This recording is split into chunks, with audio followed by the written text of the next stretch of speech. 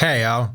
In this series I'll be covering 4 different styles of reverb, the ones that are probably most used for guitar tones. I'm doing this to demonstrate the differences between different reverb styles, but I want you to remember that there are no strict rules in music, but some types of reverb are more suitable than others, depending on the context. I'm gonna start this series of reverb essentials with room reverb, but there's a few things I want to say first. Every room has the potential to reverberate the sound. Reverberation in itself just means that we continue to hear a specific sound for a specific amount of time in a specific room. That is why we talk about reverb time, or just RT. Reverb time tells us for how long will we continue to hear the sound before it disappears. That is why you'll often see a parameter called decay inside many different delay units. In one sentence, reverb is an effect that we hear and describe as a slow decaying of the sound. Now, this should be obvious by now. The bigger the room, the bigger the reverb.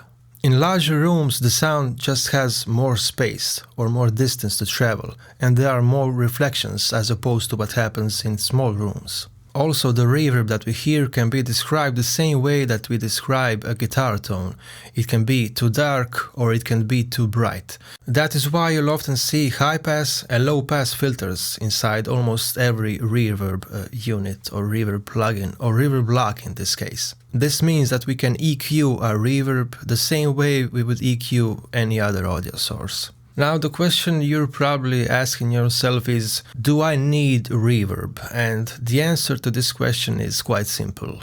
If you're playing through anything else except headphones, you will always get that reverb whether you like it or not. A speaker inside a room will always produce some reverb, or better to say, the sound coming from the speaker will bounce around the room until it finally dies or decays. Finally, the thing that I'm gonna be doing here is adding artificial reverb to our guitar tone. How much you want to add, again, depends completely on the context, but I must warn you, I was born in the 80s and I really like to hear my reverb, and subtle reverbs are not my strong suit. For demonstration purposes, I'll be using the US Princess amp block, which is the model of the Fender Princeton, and I have the room reverb block just before my final parametric EQ.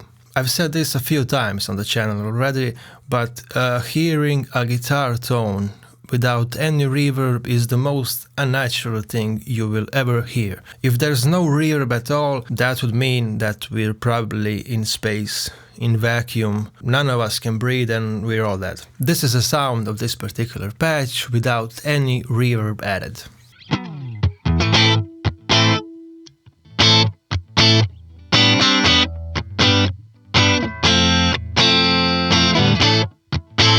There's absolutely no decay. As soon as I stop the note, it stops. Okay, now let's add the room reverb.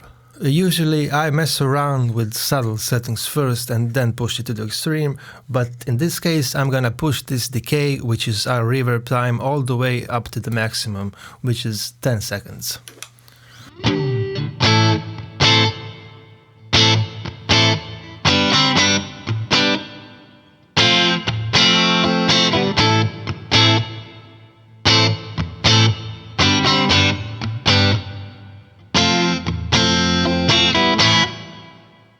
I want to hear more of this reverb, so I'm gonna push the mix all the way up to 75%.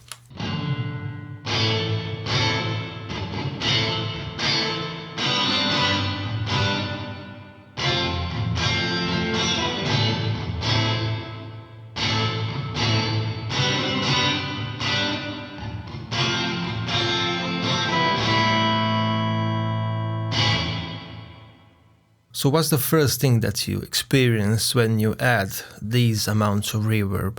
Well, obviously the guitar tone or the sound that we perceive is pulled all the way to the back of the room. So in this case I got a feeling that I'm hearing someone playing in a really big room and they are somewhere down there. The next control I want to explain is the pre-delay, and this one is quite easy. The pre-delay parameter tells us that we will have to wait for 12 milliseconds before we hear the reverb. But 12 milliseconds is not something that we'll be able to perceive, so I'm gonna bump this value up quite drastically, up to 200 milliseconds. So check out what will happen. I will pluck a note and we will hear 200 milliseconds pass before we hear the reverb.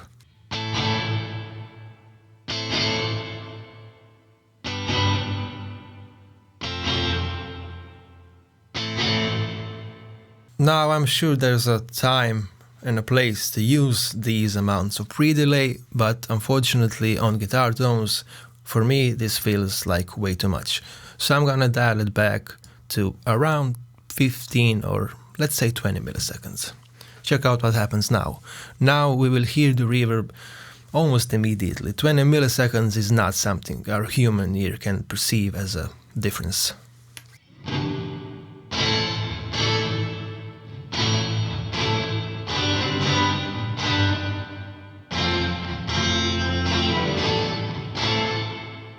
The next two parameters you have inside the Room Reverb plugin are the low cut and the high cut controls, which are essentially a high pass filter and a low pass filter. In this case, the low cut was turned off. Let's try to bring it up drastically and see what will happen.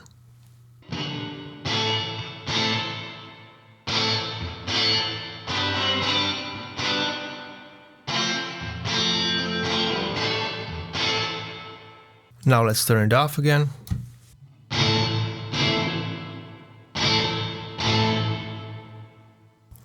Maxed out to 500 Hz.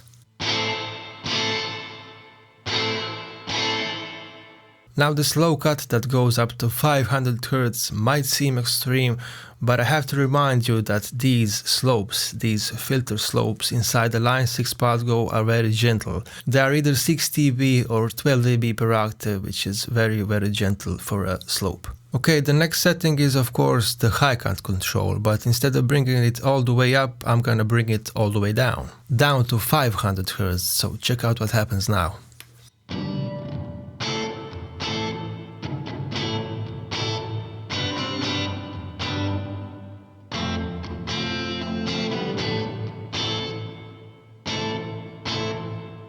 With a move like this, you eliminate all the high end from the reverb sound.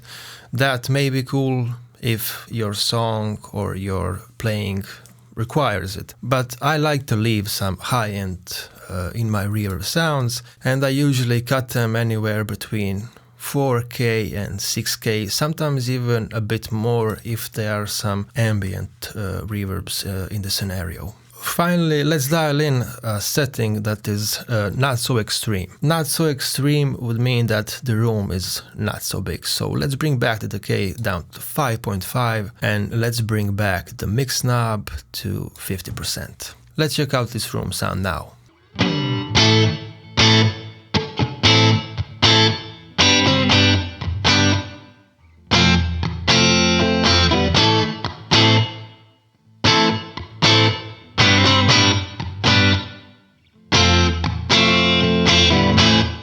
So this reverb setup like this is probably something that you'll experience in your own room if it's a bit bigger, or in the place where you and your band have practice.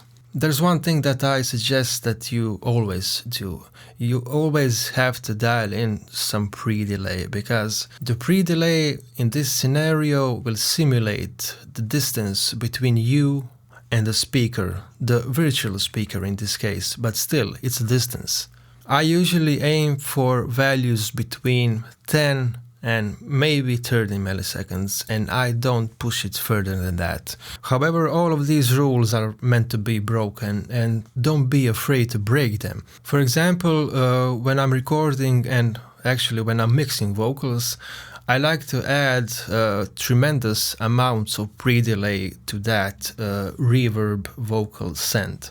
And usually those values go somewhere between 100 and 150 milliseconds. The reason why I would dial such a high pre-delay for a vocal is because I want to make sure that the words that the vocal is singing are clear enough and that they are then followed by a reverb, by a wide stereo spread For guitar tones, this value of 20 milliseconds again enhances the playing experience, especially for me on headphones. And for recording purposes, this pre-delay just ensures that we can hear the actual note when it's picked, so that our guitar tone is not completely overtaken by the reverb. One of the things that people often do when they start playing, and I'm sure I did this myself maybe 10 or 15 years ago, is putting insane amounts of reverb for their guitar tone. And again, depending on the style, that may work. If you're playing ambient guitar, you want as much as reverb, as much as modulation, as much as delay as possible. But for some other genres, like hard rock in general, you don't need those amounts of reverb. Again, you can break that rule, but trust me, if there's one thing that will cloud up, muddy up, or mess up your sound, is the reverb and the mud that will come from the low end of that reverb. Again, if you start hearing mud when you add reverb, do not be afraid to crank this low cut control up to the max, because I repeat, the slope of this low cut is quite gentle and you're not eliminating the low end drastically. You're getting rid of it gently. The same tip goes for the high end of your reverb. If you start to hear that it's too splashy, you bring down this value. You take the high end off. If you feel that your reverb is too dark, you bring this value up. And finally, the mix control in this room reverb block will control the wet versus dry. So if I put this value down to 0, the sound is completely dry again. As soon as I dial in just a few percent, I still can't hear it. Barely can hear it. So right there, around 15% probably, I'm starting to hear the reflections actually. So this sounds like a really nice, subtle reverb. Of course, you can make it bigger if you want more.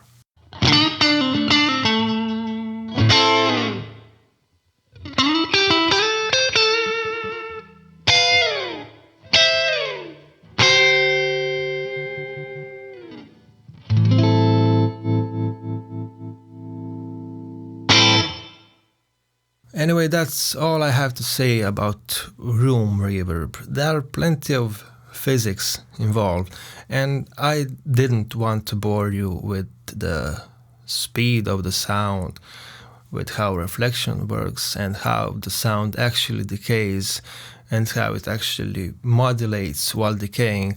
That's all very interesting, and I suggest that you explore what reverb actually is in the real world and what differentiates it from an echo or a delay. If you don't want to miss the next part of the series, I suggest that you subscribe to the channel, because the next episode is coming next Monday, in which I will be covering the spring reverb. I'll see you all soon. Bye all.